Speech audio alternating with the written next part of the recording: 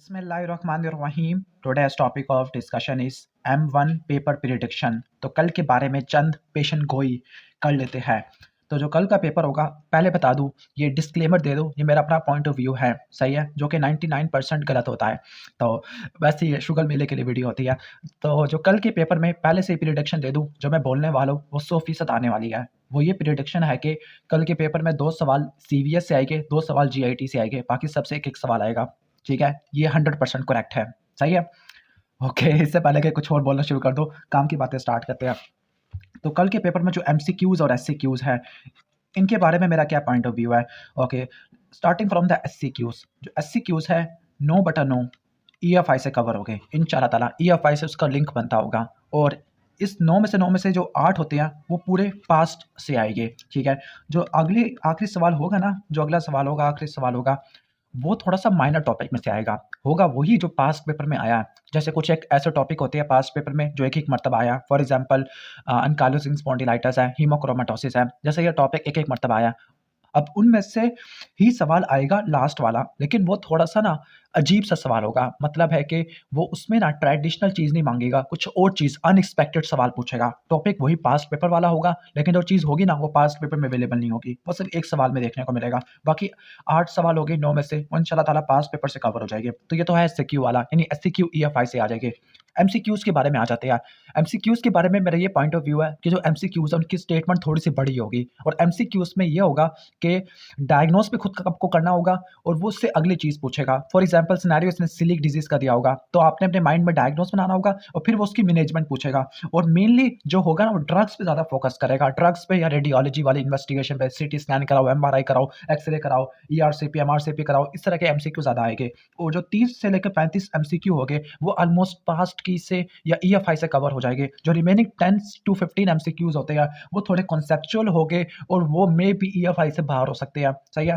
तो ये इस तरीके से आप पैटर्न। ओके, अब इसके बाद थोड़ा और मैं प्रिडिक्ट कर दूं, तो जो पहले 2 सवाल आने हैं वो CVS में से आने हैं। अगला सवाल रेस्पो से आना होता है। ओके, इसके बाद अगला सवाल आपका न्यूरो से आना होता है। इसके बाद अगला सवाल आपका कहाँ से आना होता है, लाइक GIT, हेपेटोलॉजी, इसके बाद हीमाटोलॉजी और रूमेटोलॉजी। ओके, ये पैटर्न होता है, लेकिन आपको पता है कि आप ऐसे कर ही लोगे कि सवाल किस सिस्टम में से आया।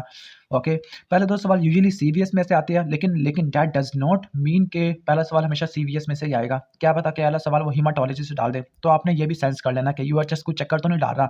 तो ये तरतीब है। और दूसरा आपने ये रखना है कि थोड़ा बहुत बता दूँ कि जो एससीक्यूज़ होते हैं ना, एससीक्यूज़, ओके, एससीक्यूज़ में जो 9 एससीक्यू होते हैं, उसमें आपने कैसे अप्रोच रखनी है। फॉर एग्जांपल अगर कोई आपको डायग्नोस सही समझ नहीं आ रहा, तो आपने उसके डिफरेंशियल डायग्नोस बनाने हैं। नंबर 1 आपने ये याद रखना होता है, क्योंकि अब ना अगर आप गलत डायग्नोस लिख दोगे, पूरा का पूरा आंसर क्रॉस हो जाएगा। अगर आप डिफरेंशियल रखोगे, 1-2 नंबर तो मिल ही जाएगी एक्स्ट्रा, ठीक हो गया। तो आपने डिफरेंशियल लिखने हैं। उस केस में अगर आपको सही से कंप्लीट कंफर्मेशन नहीं है, अगर कंफर्मेशन है तो डिफरेंशियल को हाथ भी नहीं लगाना, पूरा डेफिनेटिव डायग्नोस आपने लिखना होता है। क्लियर? और इसी तरह सेम जो पैटर्न है मैनेजमेंट की, हिस्ट्री, एग्जामिनेशन, इन्वेस्टिगेशन और मैनेजमेंट है। इन्वेस्टिगेशन को 2 में डिवाइड करना है, बेसलाइन और स्पेसिफिक। मैनेजमेंट को जनरल और स्पेसिफिक। इस पैटर्न को आपने फॉलो करना होता है, ठीक है।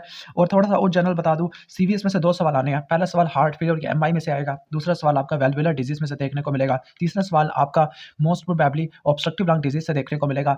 ओके, ये थोड़ी बहुत मेरी फुज़ूल सी प्रेडिक्शन है। GIT में से जो पहला सवाल होगा वो अपर GIT में से होगा, इसोफेगस में से होगा। जो अगला सवाल होगा वो अल्सरेटिव कोलाइटिस या क्रॉन्स डिजीज़ में से देखने को मिलेगा।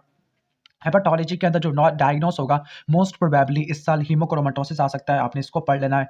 क्लियर? हीमाटोलॉजी के अंदर जो डायग्नोस है वो मेनली, यानी जो हीमाटोलॉजी के अंदर जो सवाल आएगा वो प्लेटलेट में से आएगा, मोस्ट प्रोबेबली वॉन विलेपेरेंट या हीमोफिलिया में से आएगा। क्लियर? और रूमेटोलॉजी के अंदर जो सवाल होगा मोस्ट प्रोबेबली कोई आर्थराइटिस में से आएगा, रूमेटॉइड आर्थराइटिस, SLE, या फिर एनकाइलोजिंग स्पॉन्डिलाइटिस, सीरोनेगेटिव आर्थराइटिस, इनमें से भी आ सकता होता है। तो ये कुछ हमने प्रिडिक्ट किया है, अब देखते हैं इनमें से कितनी सारी सही होती है। तो ये बस थोड़ा-सा प्रिडिक्शन करनी थी कल के बारे में। जो एमसीक्यूज़ है वो 30 से लेकर 35 आसान हो गए, EFI से कवर हो जाएँगे। 10 से लेकर 15 कॉन्सेप्चुअल हो गए, और वो दिमाग लड़ाने से हो गए। मे बी EFI से बाहर हो सकते हैं। और एससीक्यूज़ का ऑलरेडी बता दिया, एक एससीक्यू ऐसा होगा, टॉपिक वही होंगे पास्ट वाले, लेकिन वो तो उसका जो चीज़ पूछी गई होगी ना, वो EFI से बाहर हो सकती है। बाकी अल्लाह मालिक है, मैं तो दुआ करता हूँ मेरी प्रिडिक्शन सारी गलत हो, पेपर आसान आए। चलो फिर मिलते हैं। Best wishes for tomorrow. और आपको बताया कि 12-1 बजे तक हमने आके इसको रिव्यू करना है। 1 बजे आके कल हम इसको रिव्यू करेंगे पेपर को, कि पेपर कैसा था। इंशाल्लाह ताला अच्छी उम्मीदों के साथ हम वापस आएँगे। तो मिलते हैं। कल तक this is the last video before M1, no more videos related to M1। अब कल रिव्यू करेंगे पेपर का, ठीक है? तो मिलते हैं, अल्लाह हाफिज़।